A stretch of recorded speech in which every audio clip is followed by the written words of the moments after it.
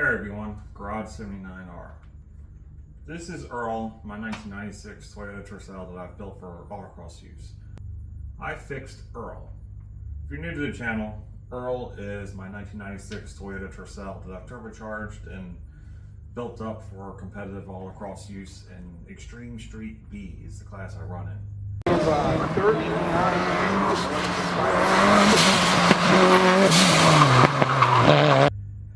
I've had Earl, I don't know, I think 6 or 7 years at this point. I originally put Earl together with leftover bits. I got it with a rod knock, so I had to put a motor in it, blah, blah, blah. This is motor number 4. Anyway, the car's evolved. It went from just being a fun back road beater, and I've hauled engines in the back of it, to now pretty much my exclusive autocross car, or at least my purpose-built autocross car. And so for the last 3.5 years, ever since I put this motor in, I've been chasing a weird issue, and I'm going to refer to it as a misfire because it pretty much felt like and act like a misfire. And I've chased everything and try to keep this short as possible. I mean, I'm on my 3rd ECU, I'm on my 3rd set of coils, 4 different types of spark plugs I've tried. I've done different crank sensors. I've done a whole new harness, and then I got this. I was trying so many things. Nothing made sense. I've of course messed with ECU settings, and it was weird.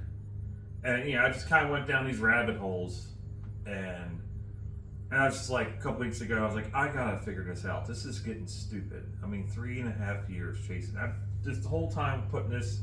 This is. People say it's a built motor. It's not a built motor. It's a Gen 1 bottom end with a Gen 2 head gasket and head, with ARP bolts holding the head to the block.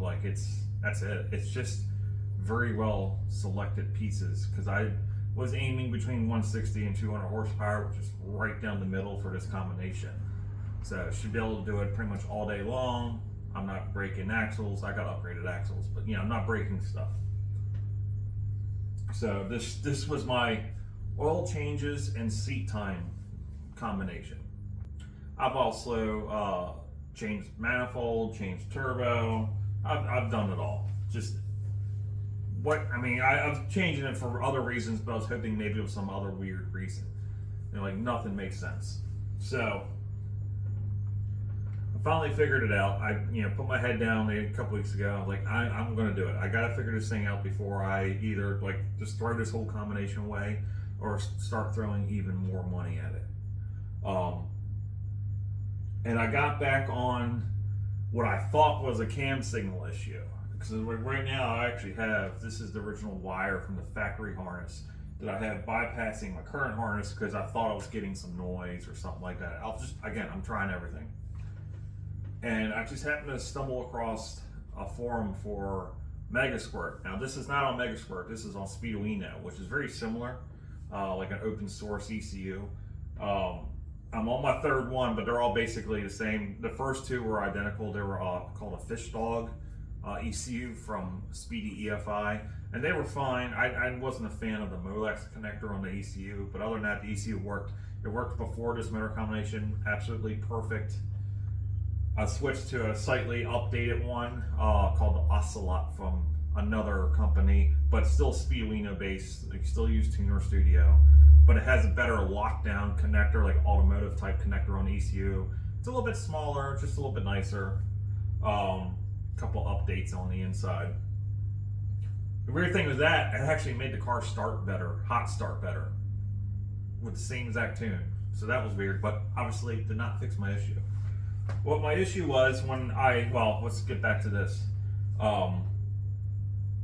The issue, when I was looking around, just grabbing straws the other week, and I came across this forum post on the Megasquirt forum, and it brought up the fact about when the missing tooth on the trigger wheel on the crank lines up with the crank signal.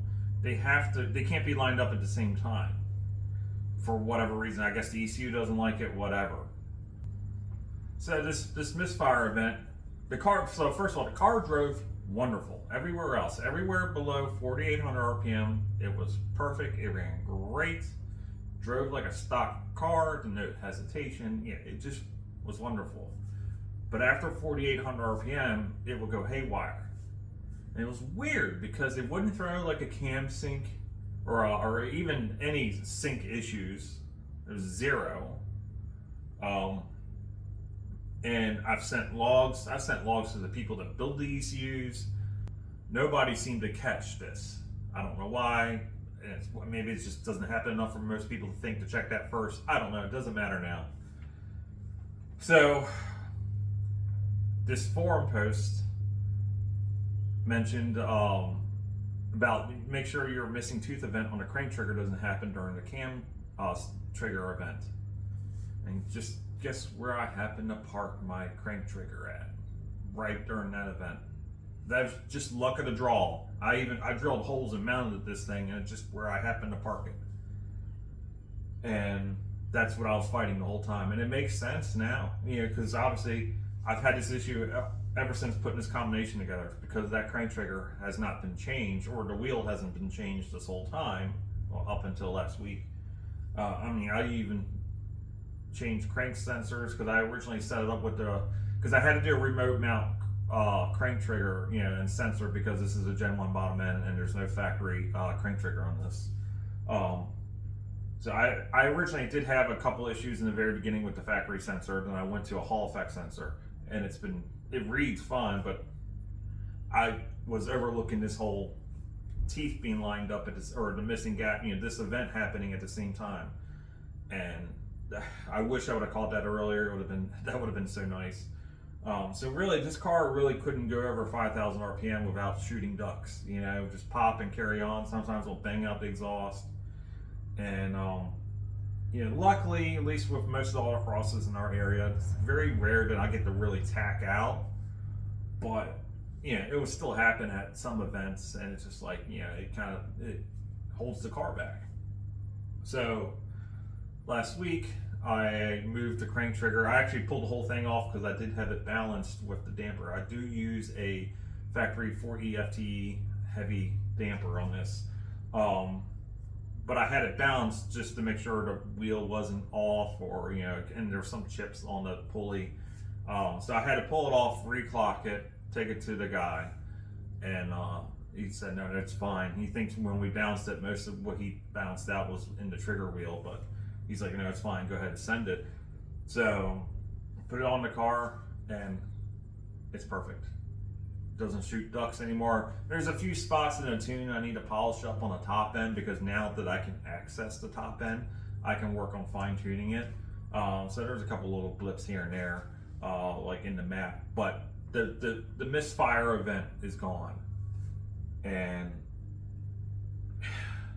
it's a relief, because trying to figure this out mentally was just exhausting me.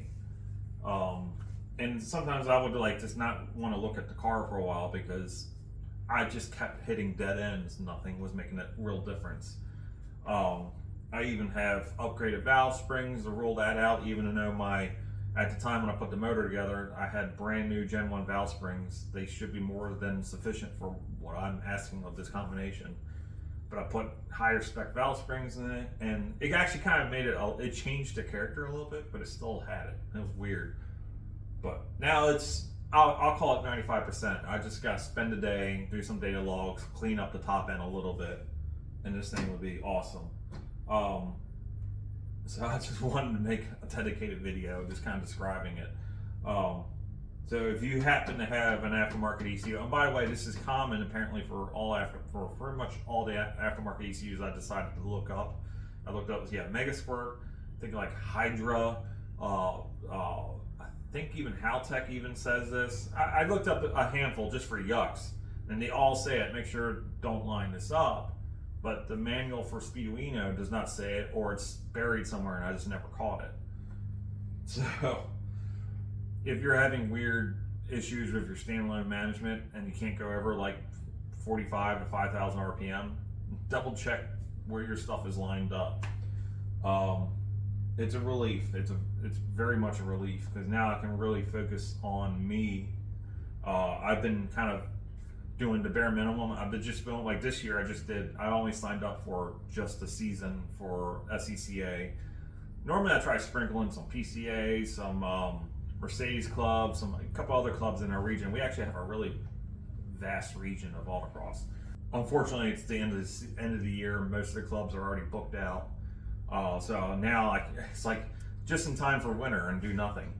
I need to get back into some cubic seat time in this car and start learning to drive better, because I've kind of gotten sloppier because I've just been doing like the bare minimum because I've been fighting this issue and just like whatever. So next year I plan to hit it pretty hard. I'm still competitive in class. I think I'm third in points currently. This last Saturday or Sunday was a hoot. I mean, the car ran great, and luckily it was running good for that because I was able to use that top end power a little bit. But I just need to focus on me. I need to tighten the nut behind the wheel, so to speak. And yeah, I'm just happy. Earl's the way it should be. Also, I have a new project that's going to be arriving eventually, maybe in a month or so. I don't know. I'm not going to say much, but it's another Tercel. I love these things. I have too many. So, might as well have more. I'll see you guys on the next one.